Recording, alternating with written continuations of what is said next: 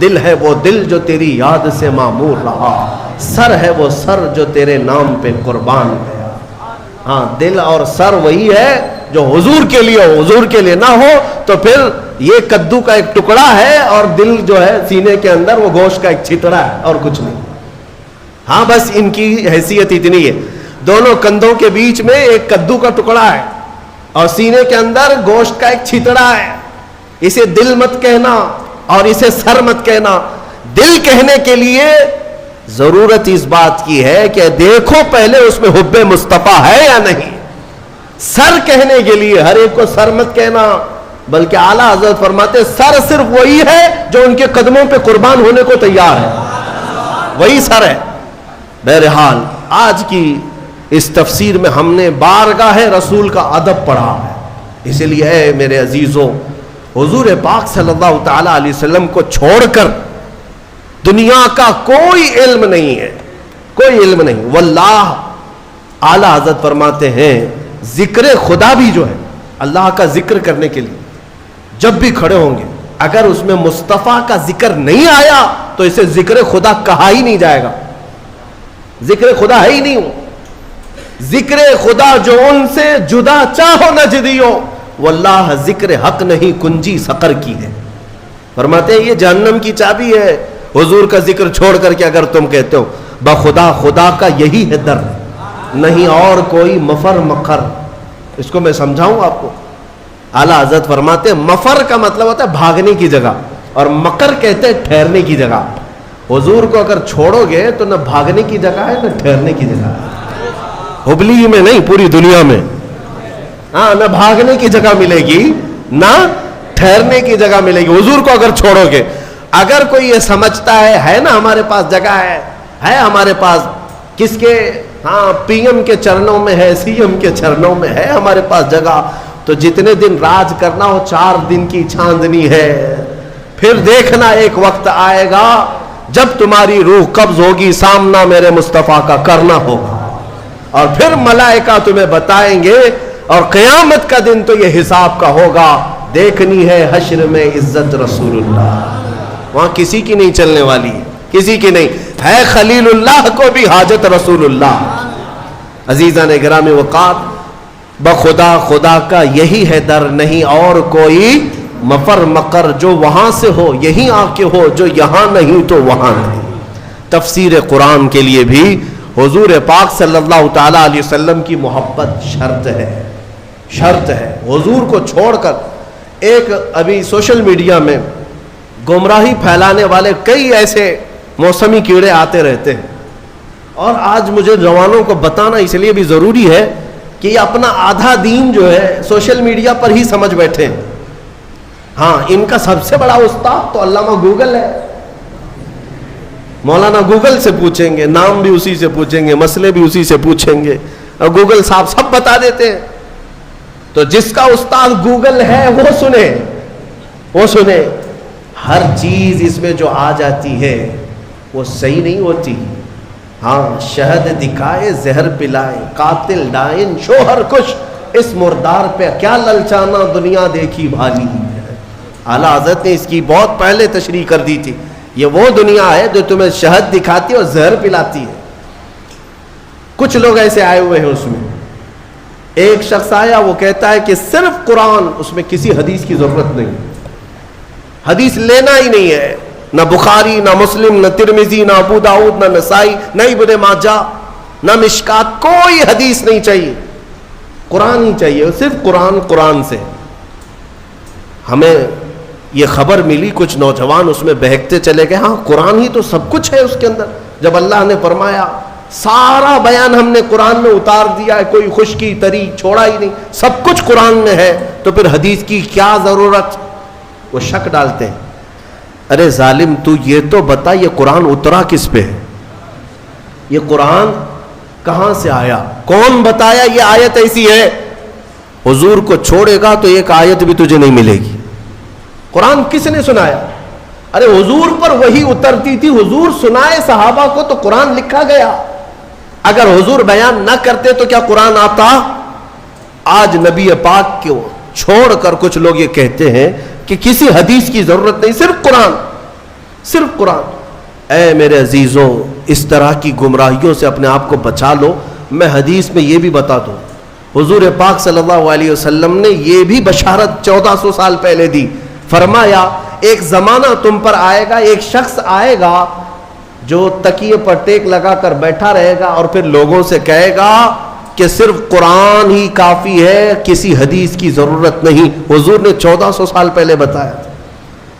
1400 سال پہلے حضور نے آگاہ فرمایا کہ ایسی گمراہ لوگوں سے. اور حضور نے یہ بھی فرمایا وہ لوگ ہیں جن کے لیے قرآن حلق سے نہیں اترتا، انہیں قرآن کی سمجھ نہیں ہے، لیکن وہ قرآن کے ذریعے پوری دنیا کو گمراہ کرنے کی کوشش کرتے.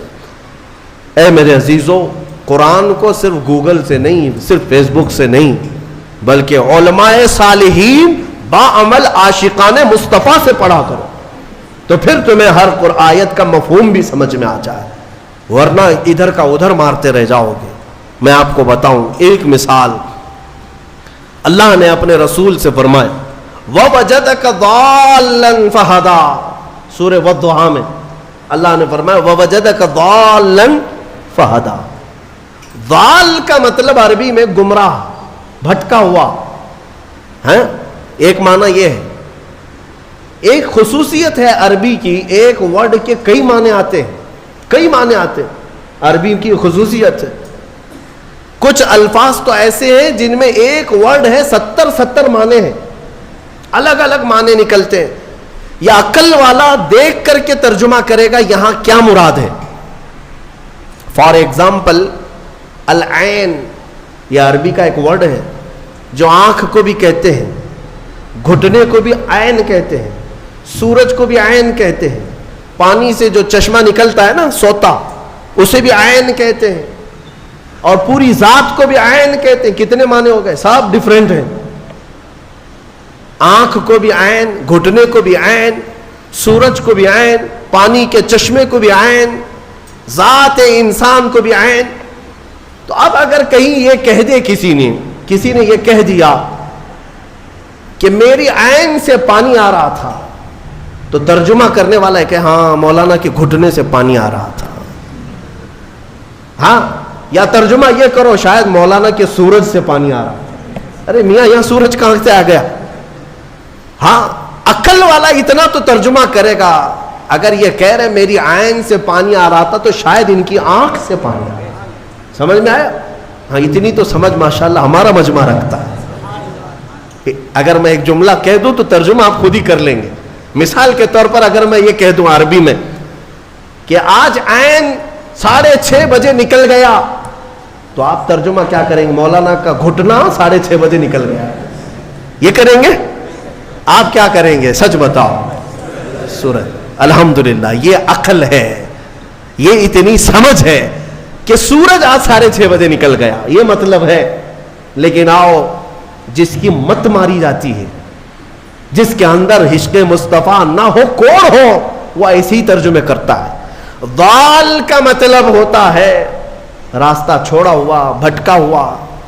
لیکن کچھ اچھے معنی بھی آتے ہیں اس کے، کچھ اچھے معنی بھی آتے ہیں. لیکن اچھے مکھی کو کہاں نظر آتے ہیں؟ وہ جسم میں جہاں زخم ہوگا وہیں بیٹھے گی نا. زخم جہاں دیکھتی وہاں بیٹھے گی، کیونکہ مکھی کو پیپ پینے کا شوق ہے، خون پینے کا شوق. اچھی جگہ نہیں بیٹھتی. بہرحال بلا تشبیہ و بلا تمثیل، حضور پاک صلی اللہ علیہ وسلم کو جب اللہ نے فرمایا وَوَجَدَكَ ضَالًّا فَهَدَىٰ، اے محبوب ہم نے آپ کو ضال پایا، تو کچھ لوگوں نے یہاں یہ تیر مار دیا، اے رسول ہم نے آپ کو بھٹکا ہوا پایا تو اب ہدایت دے دیا، آپ کو گمراہ پایا تو ہدایت دے دیا. ظالموں، اگر رسول ہی گمراہ ہے تو پھر امت کو کیا ہدایت دے؟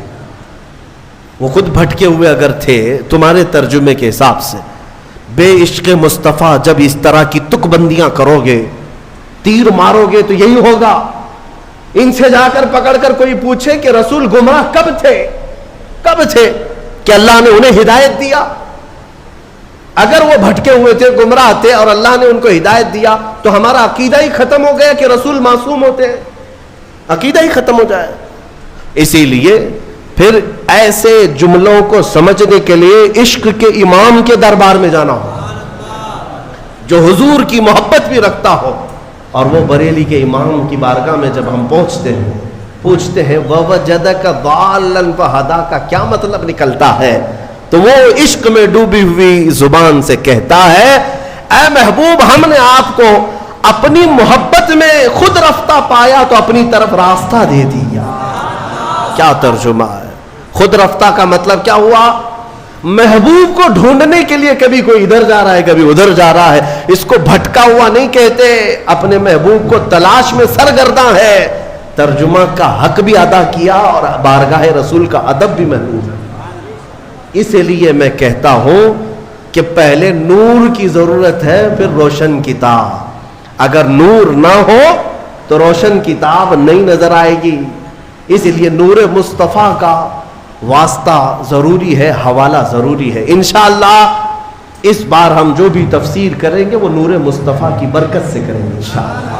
اور ہم کوشش یہ کریں گے کہ کوئی تفسیر ہماری ذکر مصطفیٰ سے خالی نہ ہونے پائے, کوئی تفسیر ہماری, کوئی مجلس اور کوئی محفل ہماری ذکر مصطفیٰ سے خالی نہ ہونے پائے. اس لیے کہ ہمیں جو کچھ بھی ملا ہے یا رسول اللہ وہ تمہاری بدولت ملا ہے, اور اگر ہماری زبانیں تمہارا ذکر نہ کرے تو پھر یہ زبان کس کام کی ہے.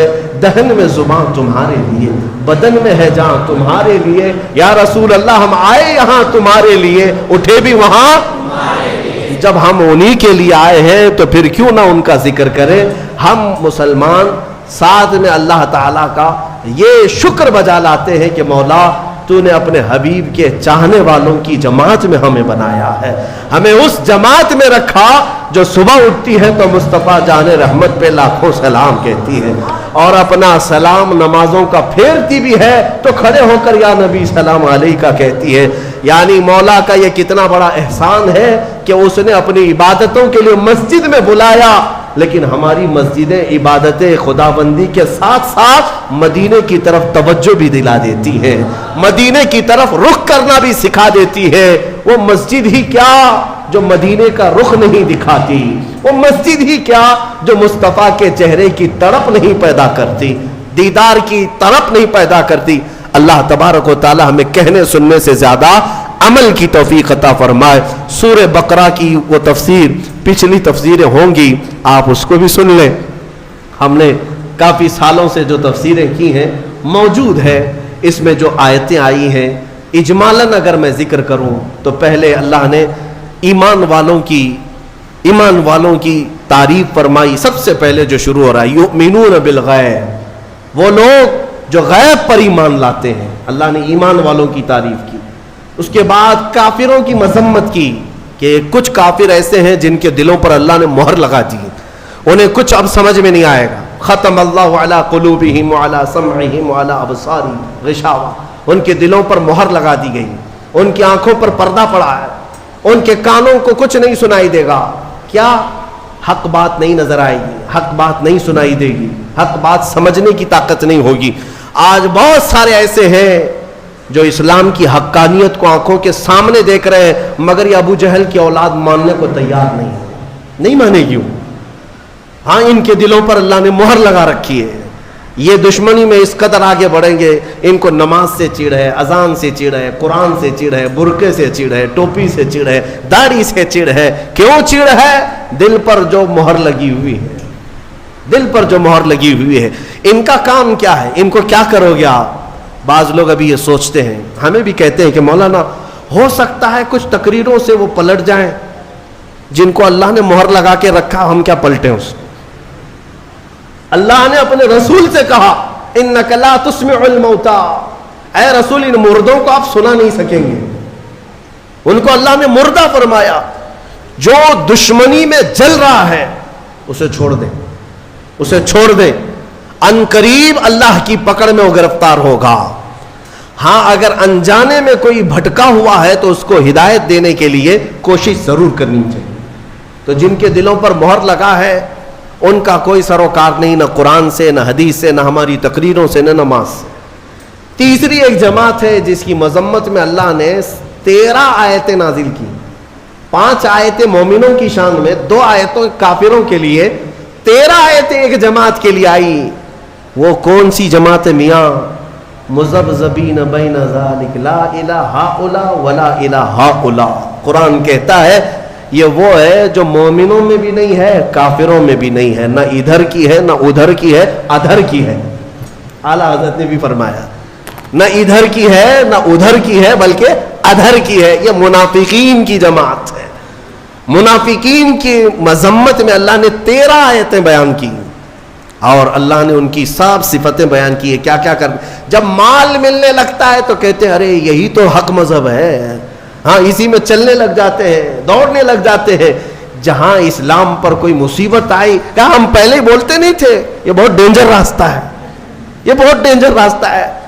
ہاں ہم سے بہت سارے لوگ یہ کہیں گے ابھی اچھا چل رہا ہے, ارے مولانا کیا کہتے ہیں آپ, بہت اچھا ہے بہت اچھا ہے.